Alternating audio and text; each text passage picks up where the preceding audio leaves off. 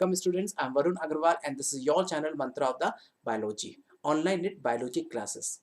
अभी तक cell the unit of life पढ़ते पढ़ते हमें 10 लेक्चर हो चुके हैं। अभी तक मैंने कोशिश की कि आपके जितने भी लेक्चर हों 30 मिनट के आसपास के हों, क्योंकि क्या होता है कि जब ज़्यादा बड़े लंबे लेक्चर होते हैं, लेंथी लेक्चर होते हैं, वो थोड़े से बोरिंग लगने लगते हैं। लेकिन ऐसा भी हम नहीं कर सकते, हमें लेक्चर थोड़े बड़े भी करने पड़ेंगे, बट वो करेंगे भी हम बड़े लेक्चर थोड़े से टाइम आने पर। अभी शुरुआत है इसलिए मैंने अभी छोटे-छोटे लेक्चर्स आपको बना रहा हूँ ताकि आपको समझ में आए, वो मेन मेरा जो मकसद है वो फिलहाल अभी पूरा हो। कोर्स को भी हमें खींचना पड़ेगा टाइम पर, वो भी बहुत ज़रूरी है। ठीक है? इसलिए एक चीज़ और बेटा कि जैसे कि जैसे आपके 10 लेक्चर्स आपको आप पढ़ते-पढ़ते काफ़ी बच्चों के काफ़ी वैरायटी क्वेश्चन्स आते रहते हैं, पूछते रहते हैं। जैसे जो क्वेश्चन बच्चे हमसे जुड़े हैं, ठीक है, इस दौरान में तो कुछ बच्चे क्वेश्चन अपने पूछते रहते हैं। अब साइंस में आप बच्चों को क्या डाउट होता है कि कभी कोई जैसे कि किसी की फिजिक्स अच्छी लगती है, किसी को केमिस्ट्री अच्छी नहीं लगती, किसी को बायोलॉजी अच्छी लगती है। देखिए, साइंस एक ऐसा सब्जेक्ट है जिसमें आप जितना उसको इंटरेस्टिंग बनाकर, जितना उसको हाइपोथेटिकल ना बनाकर प्रैक्टिकली सोचने की कोशिश करेंगे, अपने रियल वर्ल्ड से उसको जोड़ने की कोशिश करेंगे, वो चीज़ आपको उतनी अच्छी लगेगी। अदरवाइज़ वो चीज़ें बहुत टफ हो जाती हैं। किसी भी सब्जेक्ट को आप तो रट सकते हो या फिर या समझ सकते हो। अब वो आपके हाथ में है। अगर आप किसी चीज़ को रट के पढ़ोगे तो ध्यान रखना उसकी वो आपको कभी लाइफ टाइम साथ नहीं देगी। वो आज है, कल खत्म हो जाएगी। लेकिन किसी भी चीज़ को अगर आप समझ के पढ़ोगे तो ज़िंदगी भर आपके दोस्त की तरह साथ रहेगी। इसलिए जैसे कि आप कभी जब किसी अपने रिश्तों में हमेशा उसको समझा जाता है, रटा नहीं जाता, तो कि जो समझी हुई चीज़ होती है वही ज़िंदगी भर साथ देती है। ठीक है? तो और एक चीज़ और, आप किसी भी सब्जेक्ट को कभी भी साइंस में किसी भी सब्जेक्ट को बर्डन मार के मत चलिए। ऐसा नहीं कि आपकी फिज़िक्स आपको बर्डन लग रही है, फिज़िक्स, केमिस्ट्री बहुत अच्छी है लेकिन बायोलॉजी बर्डन लग रही है, बायोलॉजी बहुत अच्छी है तो फिज़िक्स बर्डन लग रही है या फिर केमिस्ट्री बर्डन लग रही है। अगर आपको साइंस का कोई भी सब्जेक्ट बर्डन लगता है, it means you are not doing good. Clear मैं आपको स्टेटमेंट देता हूँ, कहीं न कहीं आपकी गलती है, आपको रुक कर सोचना चाहिए, एक जगह रुकिए, ठहरिए और समझिए आप कहाँ गलती कर रहे हैं। गलती कहीं न कहीं आपकी है कि आपका कोई सब्जेक्ट आपको कोई बर्डन लग रहा है। क्यों? क्योंकि साइंस में ऐसी कोई चीज़ ही नहीं है जिसमें आपको बर्डन नहीं लग जो आपको जो बर्डन लगे। और अगर आपको बर्डन लगता है तो इट मीन्स आप कॉम्पिटिटिव एग्ज़ाम्स के लायक अभी नहीं है। अगर आपको कोई बर्डन लगता है तो आप सोचिए कहाँ आप गलत कर रहे हैं, क्योंकि सब्जेक्ट की कोई गलती नहीं है कि अगर आपको बर्डन लग रहा है या आपको बोर लग रहा है।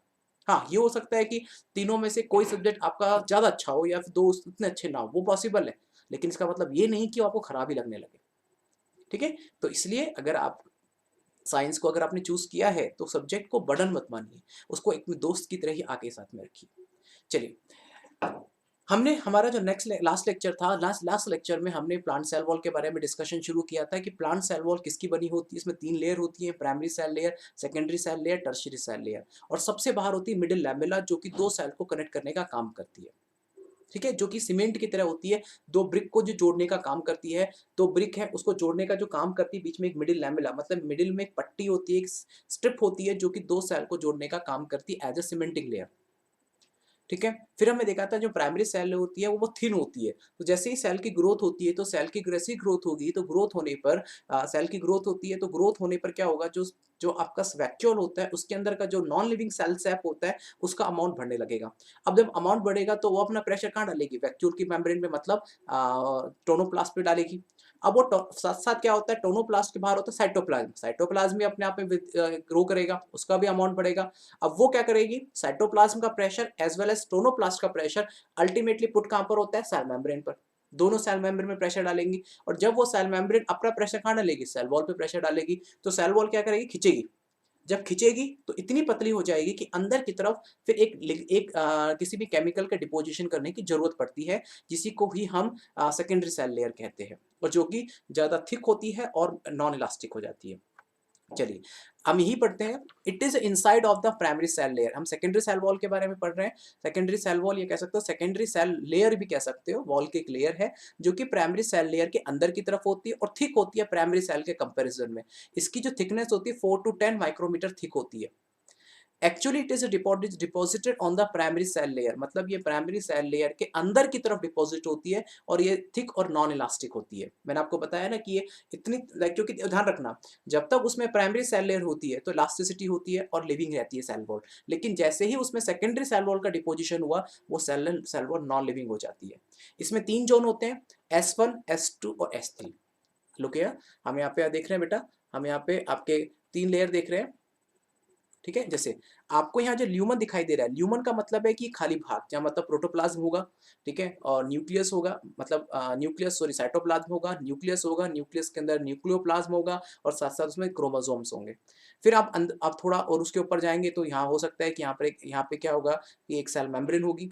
फिर सेल मेम्ब्रेन के बाद में ये सेल वॉल होती है। सेल वॉल का ये सबसे पहले शुरू होता है S1 होता है, फिर S2 होता है, फिर S3 होता है। मतलब ये पूरी की पूरी अगर आप देखेंगे, ठीक है? ये पूरी की पूरी अगर आप देखेंगे, ये होती है सेकेंडरी सेल वॉल।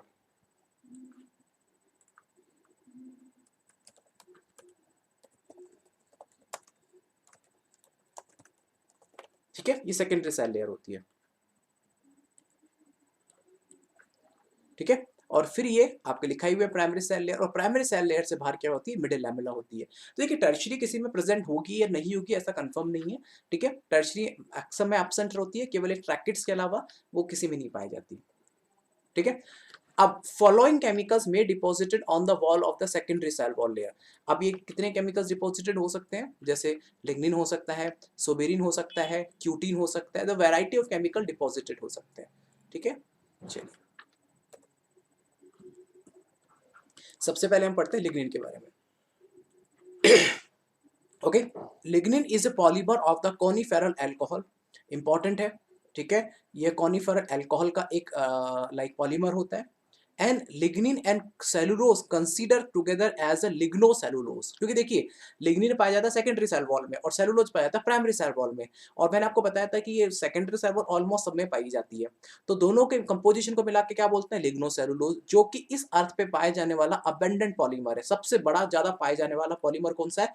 लिग्नोसेलुलोज है, सबसे ज्यादा हाई क्वांटिटी में पाया जाता है, क्योंकि सेलुलोज होता है प्राइमरी के अंदर, उसका मेन कंपोनेंट है, और लिग्निन सेकेंडरी का एक मेन कंपोनेंट है। और दोनों मिलाकर मतलब देखिए है तो दोनों सेल वॉल के ही पार्ट हुए ना, तो दोनों मिलाकर ये सेल एक अर्थ का एक इंपॉर्टेंट अबेंडेंट पॉलीमर बनाते हैं। ये कहाँ पाया जाता है? ये पाया जाता है जाइलम वेसल्स के अंदर और जाइलम ट्रैकिट्स के अंदर पाया जाता है। ठीक है, जाइलम वेसल्स मतलब जाइलम ट्रैकिट्स क्या होती हैं? ये मतलब एक प्लांट के अंदर वाटर को कैरी करने वाली पाइपलाइंस होती हैं। जाइलम वेसल्स पाई जाती है एंजियोस्पर्म्स, जो उसमें एंजियोस्पर्म्स मतलब होता है ऐसे प्लांट जिनमें आपको ऐसे प्लांट जिनके अंदर आपको फ्लावर्स दिखाई देते हैं। ठीक है, वो एंजियोस्पर्म्स होते हैं और उनमें पाई जाती है जाइलम वेसल्स। और जिनके अंदर आपको फ्लावर्स नहीं दिखाई देते, जो छोटे हाइट के प्लांट रहते हैं, उनमें जरूरी नहीं है कि जो कुछ छोटे प्लांट की हाइट तो आपके जाइलम वेसल्स भी होते हैं, लेकिन जनरली जो जिम्नोस्पर्म्स होते हैं वो सारे छोटे हाइट के होते हैं। जाइलम वैसे छोटे हाइट के भी होते हैं, बड़े हाइट के भी होते हैं, लेकिन जो जाइलम ट्रैकेट्स है ये केवल छोटे हाइट के प्लांट होते हैं और इनमें कभी फूल नहीं आते, तो उनके अंदर पाया था जाइलम ट्रैकेट्स। जाइलम वेसल्स और जाइलम ट्रैकेट्स दोनों का काम क्या होता है? वाटर और मिनरल्स को फ्लो करना। फर्क कितना है? जाइलम वेसल्स पाया जाता है एंजियोस्पर्म्स मतलब जो फ्लोवरिंग प्लांट्स होते हैं, और जाइलम ट्रैकेट्स पाया जाता है जिम्नोस्पर्म जो नॉन फ्लोवरिंग प्लांट्स होते हैं। अब पढ़ेंगे जिम्नोस्पर्म एंजियोस्पर्म्स के बारे में। ठीक है, चलिए suberin. Suberin it is a polymer of the fatty acid. ठीक है, ये फैटी एसिड का पॉलीमर है। ठीक है, ध्यान रखना ये सारे मैंने यहाँ इंपॉर्टेंट लिख दिए हैं। सोबेरिन ये फैटी एसिड का पॉलीमर है जो कि कॉर्क की सेल वॉल के अंदर पाया जाता है। याद कीजिएगा जब रॉबर्ट हुक ने कॉर्क कैम्बियम से कॉर्क को एक्सट्रैक्ट किया था तो उसने देखा था डेड सेल्स मिली थी। और डेड सेल क्यों मिली थी? क्योंकि क्या है कि कॉर्क उसने जो कॉर्क को देखा था तो कॉर्क जो उसके ऊपर सोबेरिन का डिपोजिशन हो गया था, तो सोबेरिन के डिपोजिशन होने की वजह से वो सेल ध्यान रखना वो सेल डेड हो जाती है। ठीक है, तो ध्यान रखना कॉर्क वैसे भी क्या कहते हैं जो कॉर्क है ये डेड सेल होती है, कॉर्क की जो सेल्स होती है वो डेड सेल्स होती हैं। और ये फैटी एसिड का एक पॉलीमर होता है जो कि सेल वॉल के कॉर्क में पाया जाता है। अभी कॉर्क क्या होता है इसके बारे में हम डिटेल में पढ़ेंगे जब हम प्लांट टिश्यू पढ़ेंगे। ठीक है ना, cutin. Cutin it is a polymer of the fatty acid. ठीक है, ये भी सेम फैटी एसिड का पॉलीमर है। देखिए लिग्निन और जो सोबेरिन होते हैं ये प्राइमरी सेल वॉल के अंदर की तरफ डिपॉजिटेड होते हैं, लेकिन क्यूटीन एक एक्सेप्शन है। ये क्या होता है कि ये वॉल के ऊपर डिपॉजिटेड होता है, नीचे नहीं होता, वॉल के ऊपर डिपॉजिट होता है। ये एक्सेप्शन है। ये कहाँ होता है? Outer surface of the cell पे होता है। एग्जाम्पल के लिए वैक्स। जैसे क्यूटीन आपको कहाँ मिलेगा? लाइक डेजर्ट प्लांट्स के अंदर। डेजर्ट प्लांट में क्या होता है कि पानी की कमी होती है, तो ट्रांसपिरेशन को रोकने के लिए सरफेस के ऊपर, लीफ के सरफेस के ऊपर एक वैक्स की लेयर होती है जो कि क्या होती है? वाटर को ट्रांसपिरेट करने से रोकती है। तो wax is found on the surface of the cell wall, मतलब outer surface of the cell wall. Okay, now the tertiary cell wall. ठीक है, अब टर्शियरी सेल वॉल इसके बारे में पढ़ेंगे।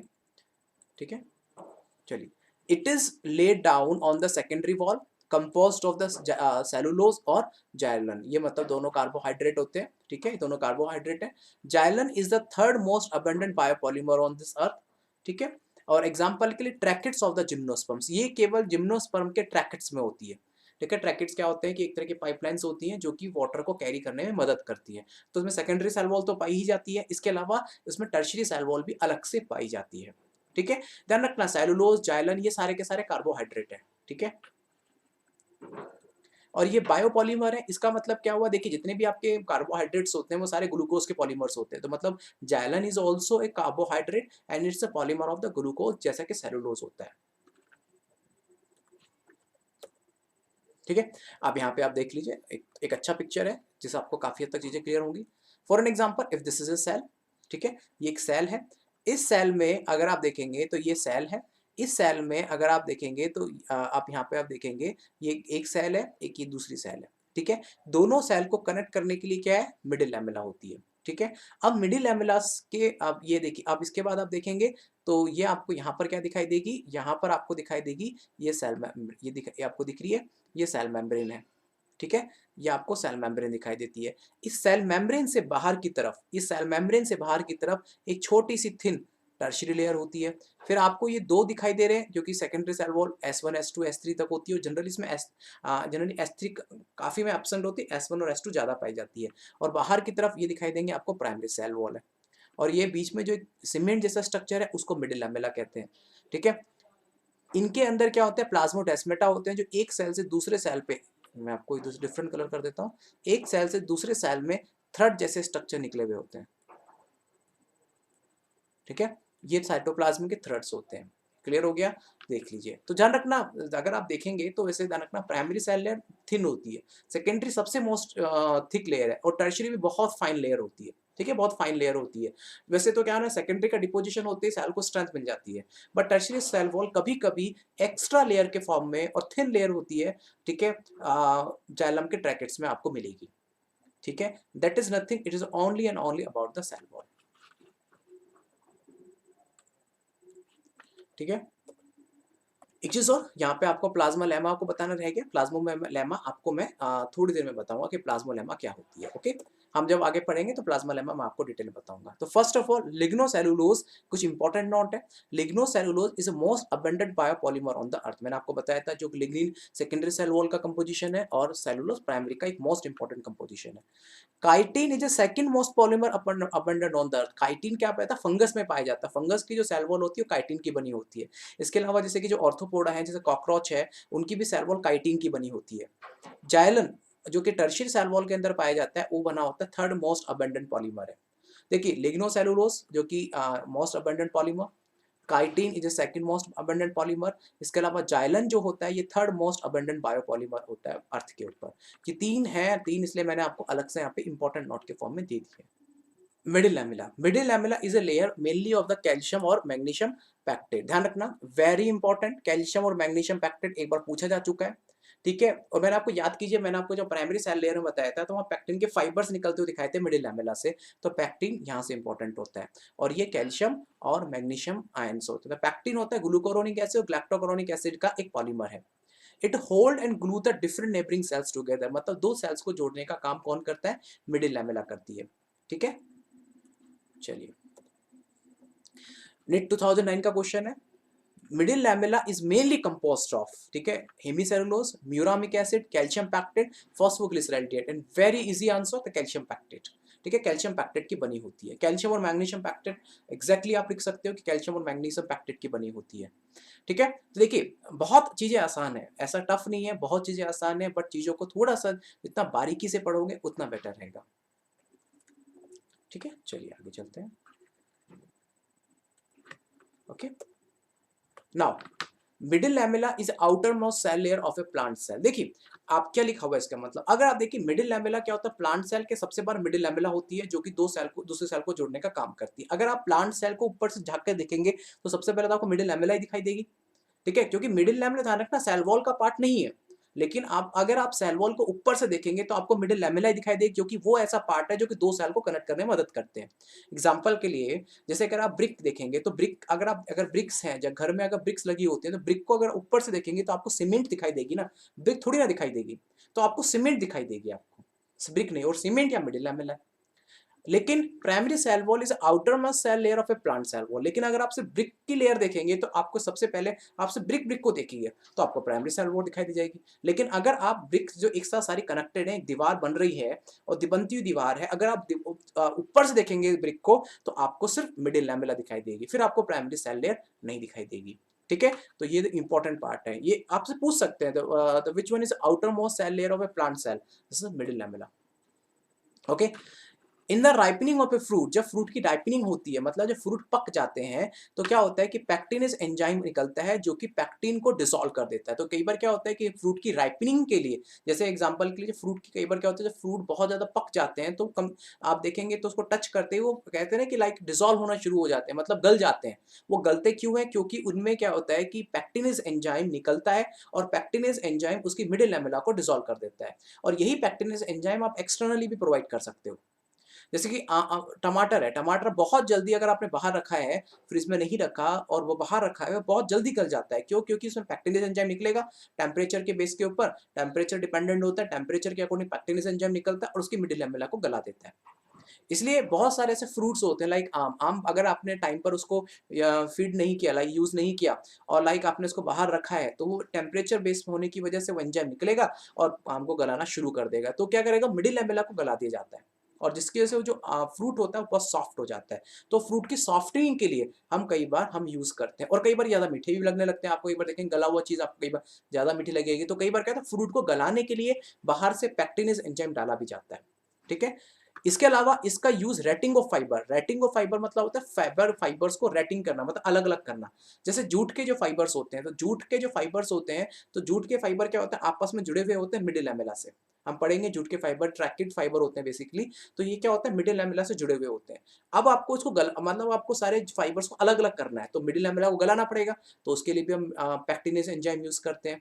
ठीक है, इसके अलावा या फिर एक एसिड में हम यूज करके ओके हम मिडिल लैमेला को गला सकते हैं। ठीक है, तो क्या होगा कि फाइबर सारे अलग अलग हो जाएंगे, तो फाइबर अलग अलग होकर उसको बाद में जूट के एक रॉप के अंदर कन्वर्ट कर सकते हो। क्लियर?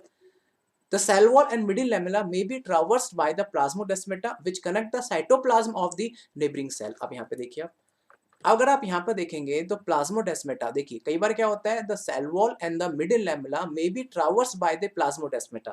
प्लाज्मोडेस्मेटा साइटोप्लाज्म के थर्ड होते हैं जो कि एक सेल से होते हुए दूसरे सेल में जाते हैं। देखिए एक सेल से होते हुए दूसरे सेल में जाते हैं, तो ये क्या हुआ, अभी देखिए अब आपको दूसरे सेल में जा रहे हैं, तो ये देखिए जो आपको जाते हुए दिखाई दे रहे हैं, तो ये देखिए पूरा का पूरा सेल वॉल को क्रॉस करते हुए जा रहे हैं और सेल वॉल के बाद मिडिल लैमेला को भी क्रॉस करते हुए जा रहे हैं। तो ये मिडिल लैमेला और सेल वॉल को क्रॉस करते हुए दूसरे सेल में जाते हैं। इसलिए हमने वहां पढ़ा भी था कि सेल वॉल का फंक्शन एक सेल टू सेल इंटरेक्शन में भी होता है। ठीक है, तो ये प्लाज्मोडेस्मेटा वेरी इंपॉर्टेंट है, प्लाज्मोडेस्मा कह सकते हो, प्लाज्मोडेस्मेटा कह सकते हो। यही वो पार्ट होते हैं जो कि सेल कम्युनिकेशन में मदद करते हैं प्लांट सेल के अंदर, not in animal cells. Animal cell में टाइट जंक्शंस, गैप जंक्शंस होते हैं, वहां पे अलग स्ट्रक्चर्स होते हैं। देखिए यहाँ पे वैक्यूल है, यहाँ पर आपको ये न्यूक्लियस दिखाई दे रहा है, that is a cell wall, cytoplasm, और यहाँ पे साइटोप्लाज्म के थ्रेड निकल रहे हैं जो कि एक सेल से होते हुए दूसरे सेल में जा रहे हैं। अगर एक सेल से दूसरे सेल में, सेल वॉल को तो क्रॉस करना पड़ेगा और सेल वॉल के बाद मिडिल लैमेला है तो उसको भी क्रॉस करना पड़ेगा।